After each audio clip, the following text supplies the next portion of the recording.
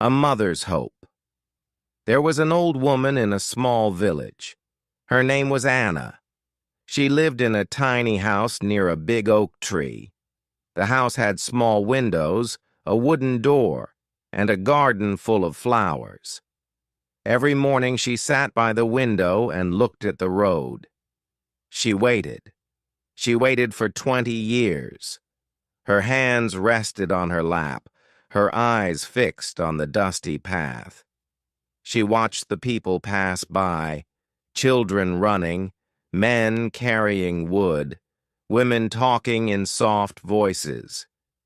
But she was not looking for them. She was looking for someone else. Anna had a son. His name was Tom. He had brown hair and bright eyes. He was kind and strong. When he was a boy, he loved to run through the fields and climb the big oak tree. He laughed loudly and played with the village children. But one day, everything changed. Tom went to war. The village was silent when he left. People stood outside their homes and watched him go. Some waved, some whispered prayers. Anna held his hands tightly. "Come back soon, my son," she said. Tom smiled. "I will, Mother," he answered. Then he turned and walked away. The years passed. The seasons changed. The leaves turned yellow and fell. The cold winds came, and the snow covered the village. In spring, the flowers bloomed again, and the birds sang. The world moved forward, but Anna did not. She stayed the same. She sat by the window. She watched the road. She waited. People told her, "Tom is gone." They said he will not return. But Anna shook her head. "He will come home," she said. She cooked dinner for two. She placed an extra chair at the table. She never locked the door at night. "Tom will need to come in," she whispered. The villagers felt sorry for her. They spoke about her in hushed voices. "Poor Anna," they said. "She does not understand." But Anna did understand. She knew what they thought. Still, she did not stop waiting. She woke up every morning with hope. She sat by the window, her hands folded, her heart steady. She counted the days, the months, the years. She never missed a single sunset. Then, one afternoon, something happened. A man walked down the road. He was tall. His hair was gray. His face was tired. His clothes were old and dusty. He walked slowly, his steps heavy. He looked at Anna's house. His eyes were soft. He stopped in front of the gate and stood there for a long time. Anna stood up. Her hands shook. Her heart beat fast. She took a deep breath. She stepped toward the door. The man lifted his head, his lips parted as if to speak. The air was still. The village was quiet. Anna stood at the door. The man stood at the gate. The wind moved the leaves. The sky was gray. The village was quiet. For a moment, time stopped. Anna's hands trembled. Her heart beat fast. She looked at the man's face. His eyes were deep and dark. There was something familiar in them, something she had seen before. The man opened his mouth as if to speak, but no words came out. He lowered his head and took a step forward. Anna's breath was slow and careful. She felt the weight of 20 years in her chest. She had dreamed of this moment so many times. She had imagined Tom walking down the road, smiling, calling her name. But now, this man stood before her, older, different, tired. She wanted to speak, but her voice was gone. She wanted to move, but her feet stayed still. The man took another step. His hands were rough, his clothes covered in dust. He was a traveler, a man who had seen too much of the world. But there was something else, something she could not yet name. The villagers watched from their homes. Some peeked through their windows, others stood at their doors. They whispered among themselves. "Who is he?" they asked. "Why is Anna looking at him like that?" The village had not seen a stranger in a long time. Most travelers passed through quickly, never stopping. But this man stood still. He did not move. He did not speak. He just looked at Anna with quiet, patient eyes. Anna stepped forward. Her voice was soft, almost a whisper. "Who are you?" she asked. The man lifted his head. He opened his mouth, but then closed it again.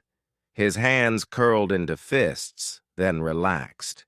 He took a deep breath. "I am Tom," he said. His voice was low and careful. The words hung in the air, heavy and uncertain. Anna's breath caught in her throat. She stared at him, her mind racing. Could it be true? Could this tired, gray-haired man be her son? The villagers gasped. Some shook their heads, others whispered. It cannot be. They had seen Tom leave as a young man. They remembered his bright eyes, his strong arms, his quick smile. This man was different. He was older, thinner, worn by time. But Anna did not listen to them. She did not look away. She stepped closer, her eyes searching his face. The man stood still, waiting. His hands were open, his shoulders tense. He did not blink. He did not breathe. He just stood there, letting Anna look at him, letting her decide. The air was thick with silence. The world felt smaller, as if only the two of them existed. Anna reached out. Her fingers brushed his arm. The fabric of his coat was rough, like it had seen many years of travel.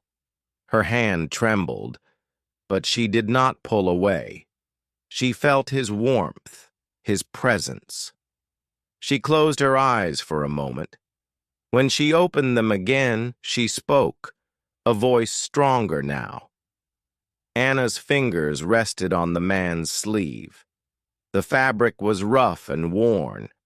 Her heart pounded in her chest. She looked into his face, searching for the boy she had lost. The man did not move. He stood still, his breath slow, his hands open at his sides. The village was silent. The wind had stopped. Even the birds seemed to hold their voices. The whole world was waiting. Anna swallowed hard. "Tom," she whispered. The name felt both familiar and strange. The man nodded, his eyes filled with something deep, something heavy. Tears filled Anna's eyes, but she did not cry. She had waited too long for this moment. She had dreamed of it for years. Now it was real, but it was not how she had imagined. Tom was different. His shoulders were broad, his skin rough from years of sun and wind. His hair was no longer dark. His hands were not the hands of a young man. But his eyes had not changed. They were the same eyes she had seen every day in her memories. She took a deep breath and stepped back. "You were gone for so long," she said. Her voice was steady, but inside, her heart was unsteady, unsure. Tom's lips parted as if to speak, but he hesitated.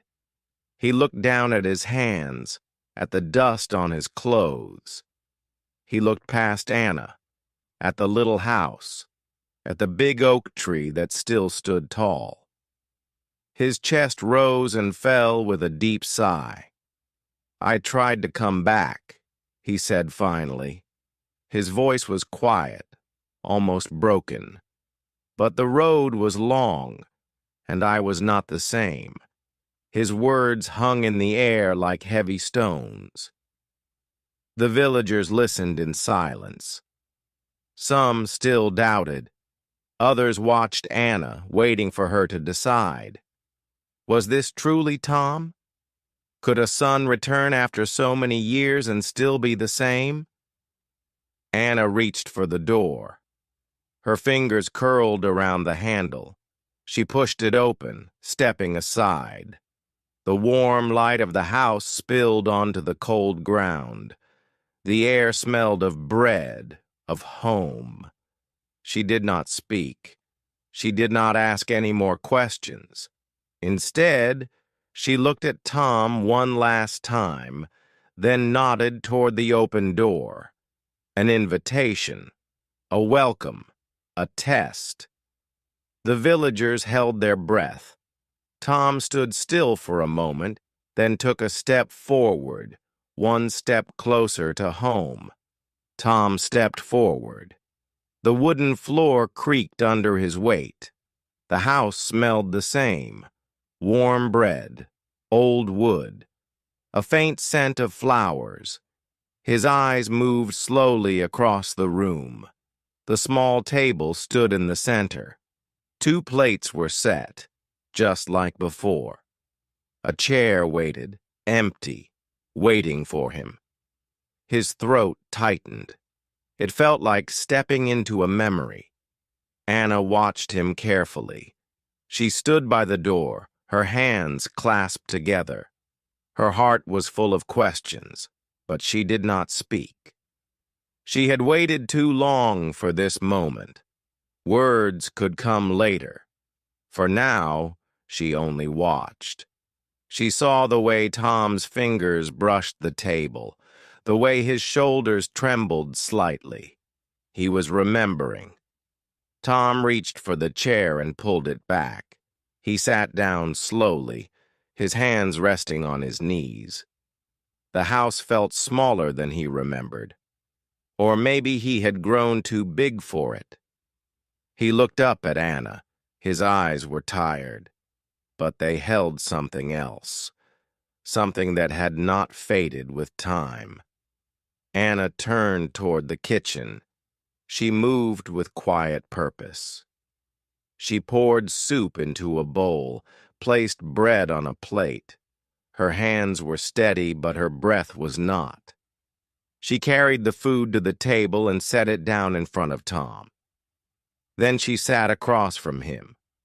The candle on the table flickered. Shadows danced on the walls.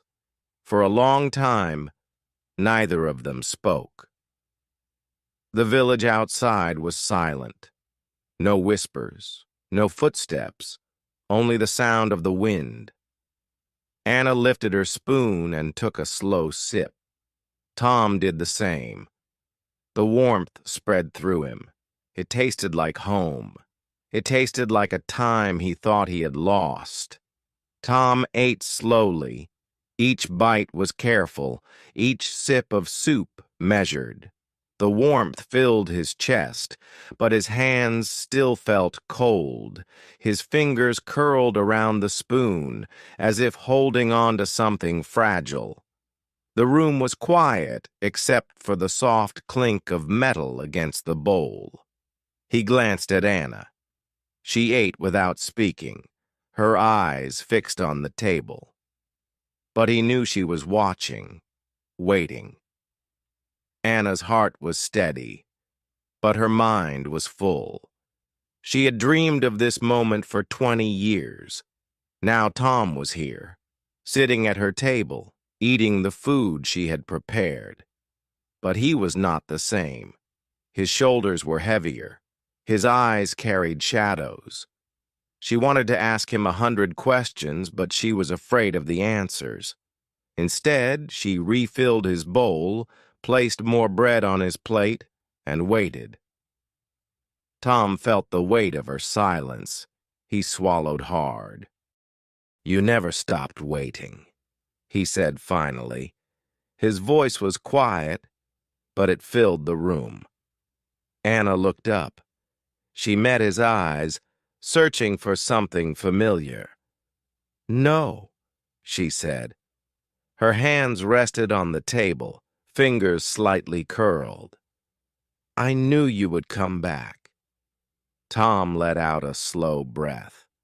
He looked around the small house, at the wooden walls, at the candle flickering between them. Everything was the same, yet different. He touched the edge of the table, tracing the worn wood with his fingers. "It doesn't feel real," he murmured. His voice was almost lost in the quiet. Anna's hands tightened. She had spent years imagining what she would say when this day came. But now, sitting across from her son, words felt small. "You are home," she said simply. The words were soft, but strong. They hung in the air between them, wrapping around the space that time had created. Tom lowered his head. He pressed his hands together as if holding on to the moment. "I wanted to come sooner," he admitted. His voice cracked slightly. "But I was afraid I had no home to return to." The confession was heavy. It settled into the quiet, making the room feel smaller. Anna reached across the table. Her fingers brushed against his. His hands were rough, calloused, shaped by years of hardship. But they were warm. She held them for a moment, her touch light but certain. "You were always my son," she whispered, "and this was always your home." Tom looked up. His eyes shone with something unspoken. The shadows in them shifted, just a little. He nodded, not trusting his voice. He picked up the bread, tore off a piece, and ate. It tasted like the past. It tasted like belonging. The fire crackled softly, casting a warm glow across the small room. Tom sat still, his hands resting on the table, his fingers lightly touching the worn wood. The air was thick with quiet, the kind that held meaning, the kind that did not need to be broken. He looked up at Anna. Her eyes held no doubt, no hesitation, only knowing, only love. Anna took a slow breath. For years she had waited, holding on to hope when others told her to let go. Now the waiting was over. Her son was here, not as she had imagined, not as he had been, but here. That was enough.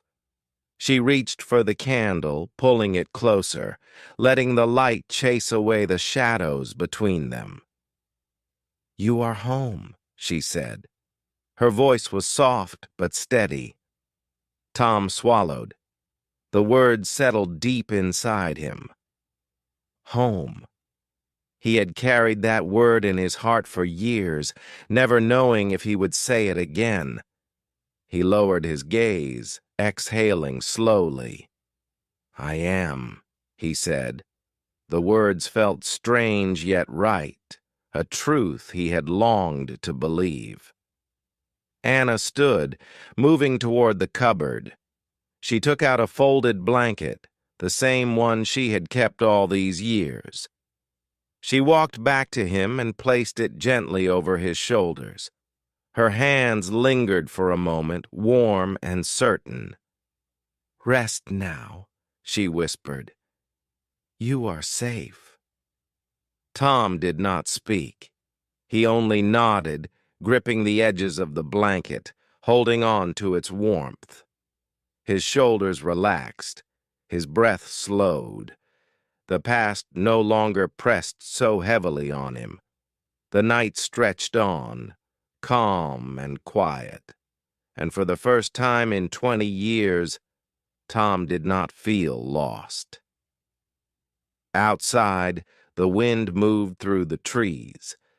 The village slept in silence. And in a small house by the old oak tree, a mother and her son sat together, in the light, in the warmth, in the place where love had waited. I hope this session was helpful. Please like and subscribe to our channel for more such interesting stories. Take care, everyone.